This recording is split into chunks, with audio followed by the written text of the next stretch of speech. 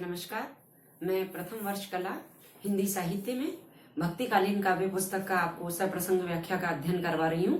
हम पढ़ रहे हैं कृष्ण भक्त कवि सूरदास को, और सूरदास के पद देखिए आप भक्तिकालीन काव्य पुस्तक के 50 नंबर पृष्ठ पर। मुरली मुरली तव गोपालई भावती, सुनरी सखी जदपि नंदलालई, नाना भांति नचावती। राखती एक पाई ठाड़ो करी, अति अधिकार जनावती। कोमल तन आज्ञा करवावती, कटी टेढ़ई वही आवती। अति अधीन सुजान कनोड़े, गिरधर नार नवावती। आपुन पोड़ी अधर सज्जा कर, पर पल्लव पलटावती। भ्रगटी कुटिल नैन नासापुट, हम पर क्रोध करावती। सूर प्रसन्न जानी एकोछन, धरते शीस डुलावती। यहाँ पर गोपियां श्री कृष्ण लगातार बांसुरी को धारण करते हैं और बांसुरी बजाते हैं, तो उनका सोतिया ढाक बांसुरी के प्रति प्रकट हुआ है। जो ग्वालिन है, जो गोपियां हैं, उनको श्री कृष्ण का मुरली प्रेम सताता है। उन्हें वो जो मुरली है, जो बांसुरी है, वो अपनी सोतन नजर आती है, और वो इस बात की शिकायत करती हैं कि श्री कृष्ण उसके इतने वशीभूत रहते हैं कि उसके हर आदेश का पालन करते हैं। यहाँ पर मानवीकरण किया है एक तरीके से। मुरली तव गोपालई भावती, इतना करने पर भी मुरली सदैव बांसुरी हमेशा श्री कृष्ण को अच्छी लगती है, तव यानी फिर भी। सुनरी सखी जदपि नंदलालई, नाना भांति नचावई। हे सखियों सुनो, यद्यपि वो नंदलाल कृष्ण को विभिन्न प्रकार से नाच नचाती है, यानी अपने वशीभूत रखती है, अनेक प्रकार के कार्य उनसे करवाती है। राखती एक पद ठाड़ो करी, जब बांसुरी बजाते हैं श्री कृष्ण तो एक पैर पर खड़े होते हैं, तो गोपियां कहती हैं कि श्री कृष्ण को वो एक पैर पर खड़ा रखती है। अति अधिकार जनावती, और बड़ा अधिकार दिखाती है श्री कृष्ण के प्रति। कोमल तन आज्ञा करवावती, अपनी हर एक आज्ञा का पालन वो करवाती है श्री कृष्ण के कोमल शरीर से, यानी शरीर के विभिन्न अंगों से वो अपनी आज्ञा का पालन करवाती है। क्या करवाती है? कटी टेढ़ो वही आवती, जब वो अपनी कमर को टेढ़ी करते हैं, कटी यानी कमर, टेढ़ी को करते हैं, तभी वो बांसुरी उनके हाथ में आती है, यानी बजाते हैं तो पहले उनको कमर टेढ़ी करनी पड़ती है। अति अधीन सुजान कनोड़े, सुजान यानी चतुर, वो बहुत चतुर कृष्ण भी उसके प्रति कनोड़े यानी बड़े कृतज्ञ रहते हैं, बड़े आज्ञाकारी रहते हैं। गिरधर नार नवावती, पर्वत को धारण करने वाले श्री कृष्ण की नार यानी गर्दन को नवावती, वो झुकवाती है, यानी उसके सामने श्री कृष्ण झुकते हैं जिन्होंने पर्वत को ग्रहण किया। आपुन पोड़ी अधर सज्जा पर, खुद तो पोड़ी यानी लेटी रहती है, अधर सज्जा श्री कृष्ण के अधर रूपी शैया पर खुद तो लेटती है, और कर पल्लव पलटावती, और उनके हाथ रूपी पत्तों यानी पत्तों के समान कोमल हाथों से अपने पैरों को, अपने चरणों को पलटाती है। यानी बांसुरी जब बजाते हैं तो श्री कृष्ण हाथ से दबाते हैं उसके सुरों को, तो क्या कह रही है? खुद तो शैया पर लेट जाती है और उनके कोमल हाथों से अपने चरण दबवाती है। भ्रगुटी कुटिल, और जब बांसुरी बजाते हैं तो उनकी भौएं कुटिल हो जाती हैं।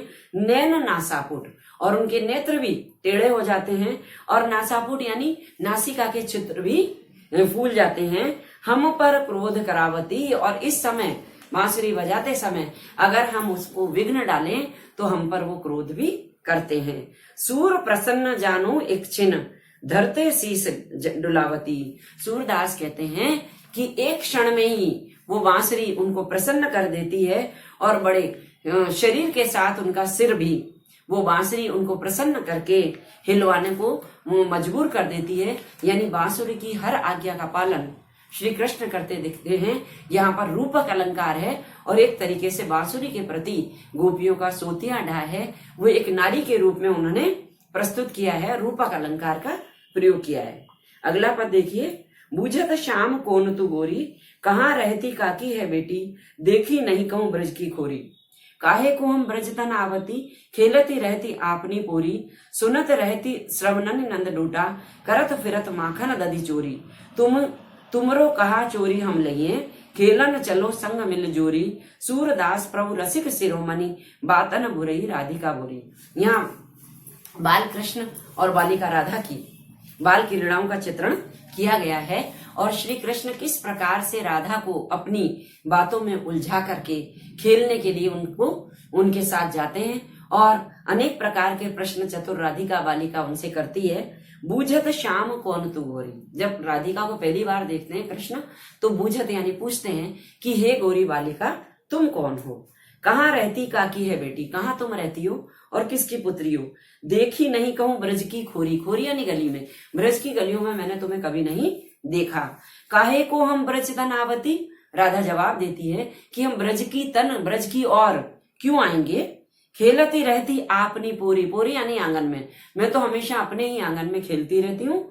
सुनत रहती, लेकिन क्या कटाक्ष करती है, सुनत रहती श्रवणन नंद डूटा, श्रवणन यानी कानों से, लेकिन मैं अपने कानों से ये सुनती रहती हूँ, डोटा यानी पुत्र, कि नंद का बालक करत फिरत माखन दधी चोरी, लेकिन मैंने सुना है कि नंद का पुत्र दही और माखन की चोरी करता फिरता है।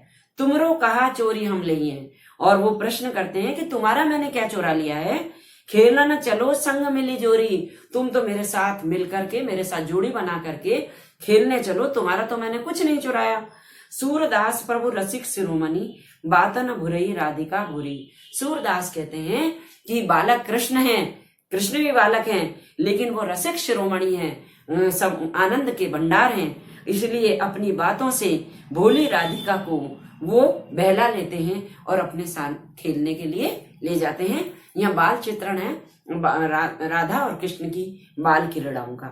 और श्री कृष्ण राधिका को जब पहली बार देखते हैं तो किस प्रकार का संवाद होता है उसका वर्णन किया गया है। अनुप्रास अलंकार है, सूरदास ने बड़ी मधुर भाषा में राधा और कृष्ण के संवाद को यहाँ व्यक्त किया है।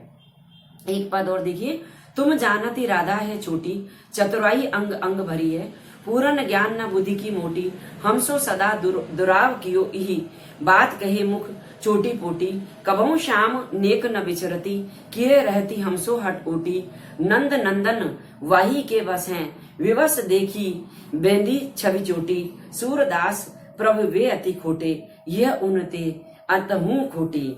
यहाँ पर गोपियां अब राधा की शिकायत कर रही हैं, पहले मुरली की शिकायत कर रही थी, अब राधा की, कि राधा छोटी है लेकिन बहुत चतुर है और हमसे कृष्ण को दूर रखती है, हमेशा कृष्ण के समीप रहती है।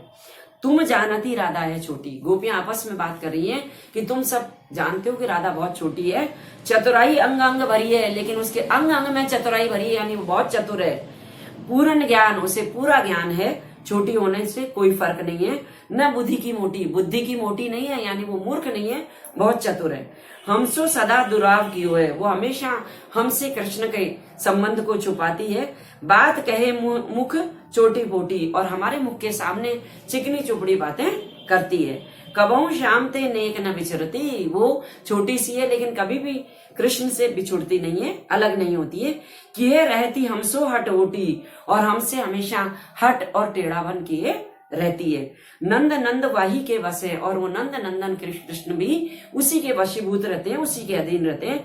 विवश देखी बेंदी छवि चोटी, उसके सुंदर स्वरूप को, उसकी सुंदर बिंदु को, उसकी चोटी और बिंदी के स्वरूप को देख करके हमेशा उससे प्रभावित रहते हैं। सूर प्रभु वे अति खोटे, शिकायत है अब यहाँ पर गोपियों को राधा से भी और कृष्ण से भी। क्या कह रहे हैं, सूरदास कहते हैं कि सूरदास के प्रभु वो भी बहुत खोटे हैं, यानी वो भी बहुत चतुर हैं, और यह उन्हीं ते अतहु खोटी, और ये राधा तो वो तो चतुर है ही है, बहुत शैतान है ही है, लेकिन ये राधा उनसे भी ज्यादा खोटी है, उनसे भी ज्यादा चतुर है, उनसे भी ज्यादा शैतान है।